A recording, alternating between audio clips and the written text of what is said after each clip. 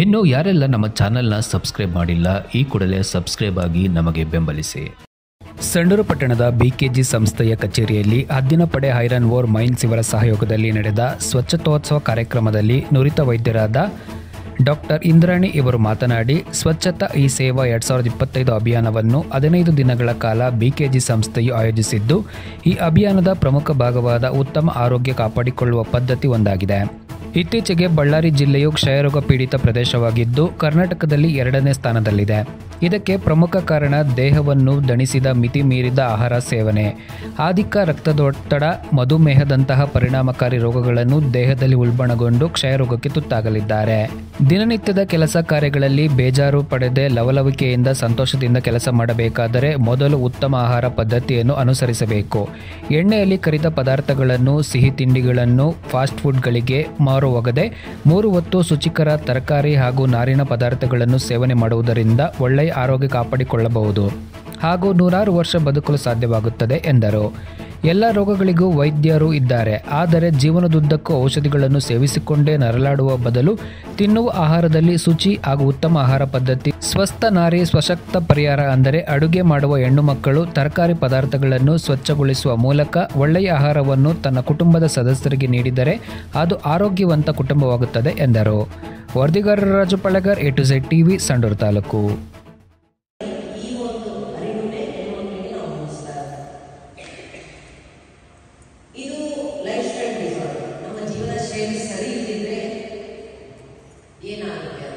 ಇನ್ನೊಂದು ಸ್ವಚ್ಛತೆ ಅಂತ ಬಂದಾಗ ನಮ್ಮ ಪರಿಸರ ಸ್ವಚ್ಛ ಇಲ್ಲ ಅಂದ್ರೆ, ನಮ್ಮ ನೀರು ಸ್ವಚ್ಛ ಇಲ್ಲ ಅಂದ್ರೆ ಸಾಕಾರದ ರೋಗಗಳು ಬರ್ತವೆ. ನಮಗೆ ಕಾಯಿಲೆಗಳು ಬಂದಿದೆ ಅಂದ್ರೆ ಅದಕ್ಕೊಂದು ಮುಂಜಾಗ್ರತೆ ತಗೋಬೇಕು. ನಾವು ನಮಗೆ ಒಂದು ಕಾಯಿಲೆ ಬಂದಿದೆ, ಶ್ವಾಸಕೋಶದ ಒಂದು ಕಾಯಿಲೆ ಬಂದಿದೆ ಅಂತ ಅನ್ಕೊಳ್ಳಿ, ಅದು ಟಿಬಿ ಇರ್ಬೋದು, ನಿಮೋನಿಯಾ ಇರ್ಬೋದು, ಅಥವಾ ಬೇರೆ ಯಾರಾದರೂ ಒಂದು ಶ್ವಾಸಕೋಶಕ್ಕೆ ಬಂದಿರೋ ಒಂದು ಕಾಯಿಲೆ. ಆ ಕಾಯಿಲೆ ಒಬ್ಬರಿಂದ ಒಬ್ಬರಿಗೆ ಹೇಗೆ ಹರಡುತ್ತೆ, ಹೋಗುತ್ತೆ ಆ ಕಾಯಿಲೆ. ಸೊ ಯಾವಾಗೇ ಒಂದು ವಾರಕ್ಕಿಂತ ಜಾಸ್ತಿ ಕೆಮ್ಮಿದೆ, ಜ್ವರ ಇದೆ, ತಕ್ಷಣ ಹೋಗಿ ಡಾಕ್ಟರ್ ಹತ್ರ ತೋರಿಸ್ಕೊಡೋದು. ನಾವು ಅಲ್ಲಿ ವಿಳಂಬ ಮಾಡ್ತೀವಿ, ತುಂಬ ವಿಳಂಬ ಮಾಡ್ತೀವಿ.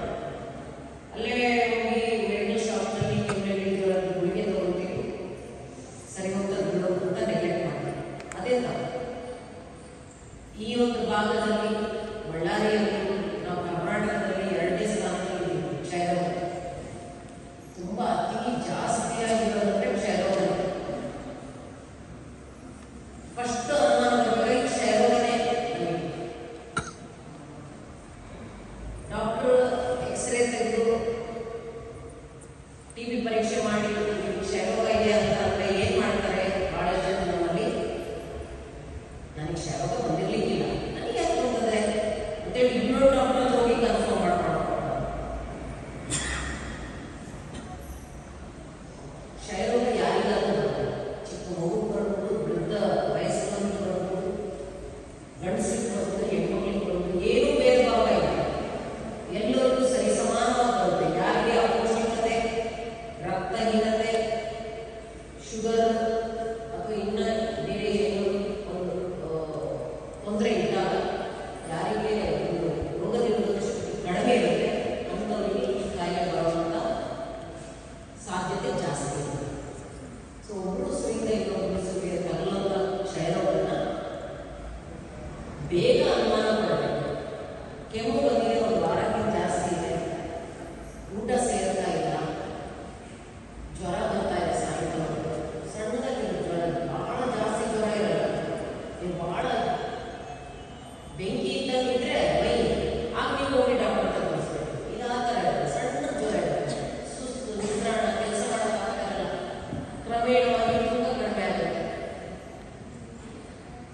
ಸಾಮಾನ್ಯವಾಗಿ ಎಲ್ಲರೂ ತೋರಿಸ್ಕೊಳ್ಳೋದು 2 ತಿಂಗಳು 3 ತಿಂಗಳು ಕೆಮ್ಮಿ ತೂಕ ಎಲ್ಲ ಕಡಿಮೆ ಆಗಿ ಕಣ್ಣೆಲ್ಲ ಒಳಗೋಗಿ ಕೆಮ್ಮಿ ಒಳಗೋಗಿ ಅವಾಗ ಬಂದು ತೋರಿಸ್ಕೊಳ್ತೀವಿ. ಅಲ್ಲ, ಒಂದು ವಾರ 10 ದಿವಸ ತೋರಿಸ್ಕೊಂಡಿದ್ದೀವಿ, ಮಾಮೂಲಿ ಗುಳಿಗೆ ತಗೊಂಡು ಕಡಿಮೆ ಆಗಿಲ್ಲ ಅಂದರೆ ಕ್ಷಯರೋಗಕ್ಕೆ ಪರೀಕ್ಷೆ ಮಾಡಿಸ್ಕೊಳ್ತಿದ್ದು, ಒಂದು ಎಕ್ಸ್ರೇ, ನಂದು ಕಫ ಪರೀಕ್ಷೆ. ಇನ್ನು ಯಾರೆಲ್ಲ ನಮ್ಮ ಚಾನೆಲ್ನ ಸಬ್ಸ್ಕ್ರೈಬ್ ಮಾಡಿಲ್ಲ ಈ ಕೂಡಲೇ ಸಬ್ಸ್ಕ್ರೈಬ್ ಆಗಿ ನಮಗೆ ಬೆಂಬಲಿಸಿ.